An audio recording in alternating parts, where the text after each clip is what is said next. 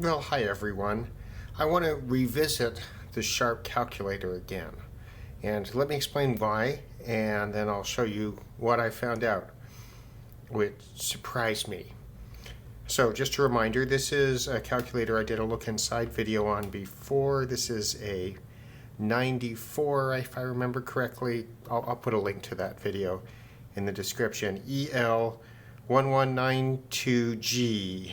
And it says 10-digit GT functions, grand total functions, and all that. This was a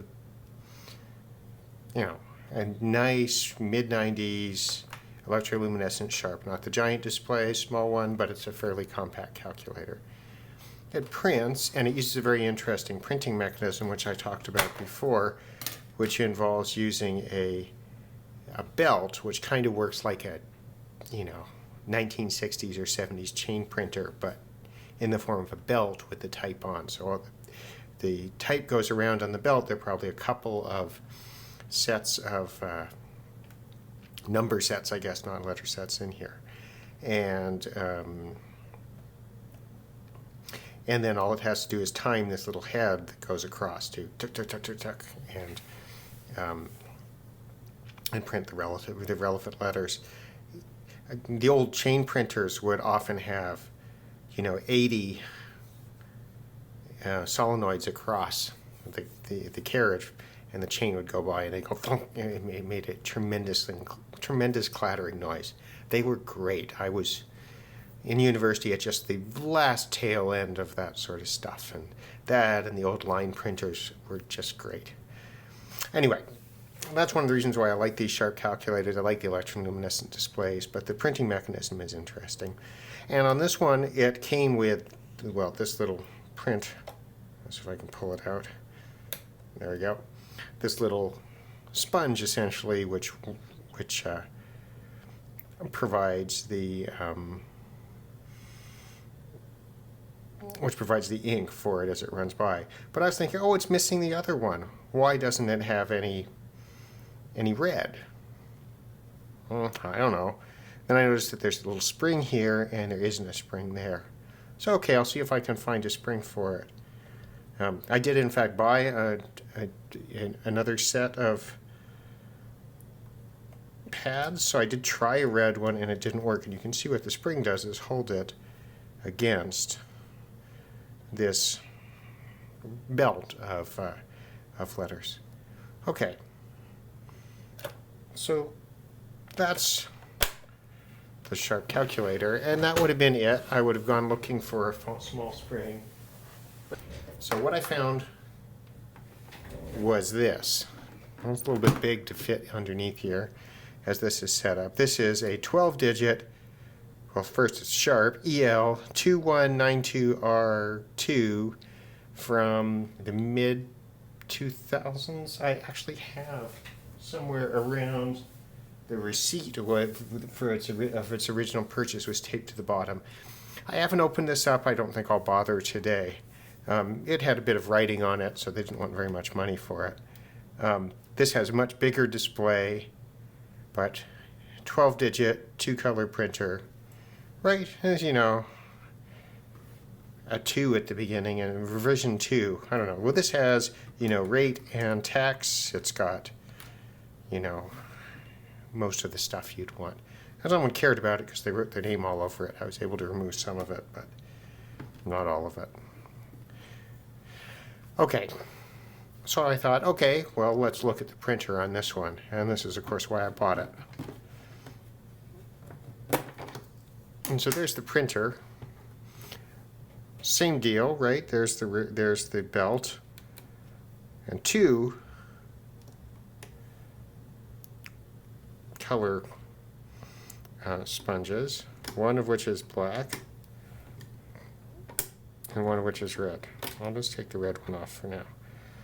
And you can see it's got the spring on it. So what I did is I took the spring off this one and I put it on this one. And it still didn't print in color, well, in red. And I'm going, what's going on? I've got the spring, everything's fine. Just pause for a minute. Have you guys figured this out?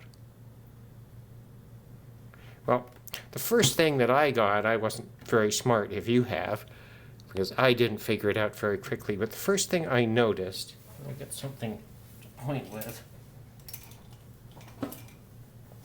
preferably something that doesn't have a name of my friend's company on it. But I noticed that this is different. See, there's a little wheel of some sort underneath there. That's odd. If you look at this one, now, zoom back out a bit. If we look at this one, no wheel, and there's none on this side either. Wonder what that means. Then I got to wondering, well, how does it switch from one color to another? I'd kind of assumed that there were two belts, but there aren't. There's only one. So it's got to get the color producing part, that is these ink pads, it's got to be able to lift them on and off the belt so that the appropriate color ink can be applied to it. And that's what this wheel does down there. You see? It pushes, you can see that it's shaped like a cam. It pushes one of these little pins, I'm not quite sure which one, probably this one here. And it cams it, the ink, so it's not touching, so it's not held in place by the spring. So the missing spring was only, part of the problem.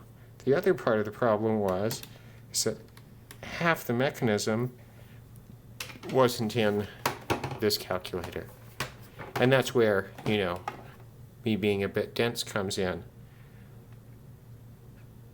GT function is 10-digit, no two-color, right? Whereas this one, 12-digit, two-color printer.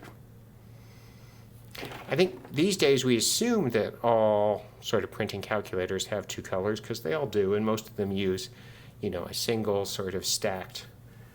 Let me get this one. This little Canon Portable uses that. It uses a sort of single stacked print. Let's see, can I lift the... It's not that easy to get out. I can't get it out that easily, but it uses two sort of vertical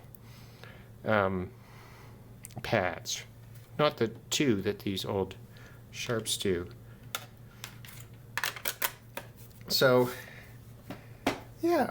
Of course, the next model kind of range up from these kinds of calculators are ones that use impact printers, and they then use a two-color ribbon, just like a sort of small version of a typewriter ribbon. And that, I think, has been standardized for probably since mechanical printers in these sorts of things. So, yeah, this one doesn't print in color. This one does. But I'm really fascinated by this cam system, because this is extraordinarily clever. All you have to do is rotate that 90 degrees, or 180 degrees, I'm not sure, and it pushes this off and then runs the belt by the other color, or conversely by the red. So that's all that's required to switch colors. It's very simple. And you can see why in making the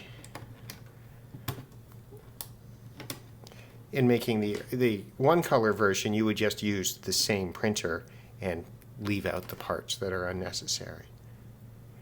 Now, this does leave the question of, could we transplant the printer from this calculator into this one, and would it print in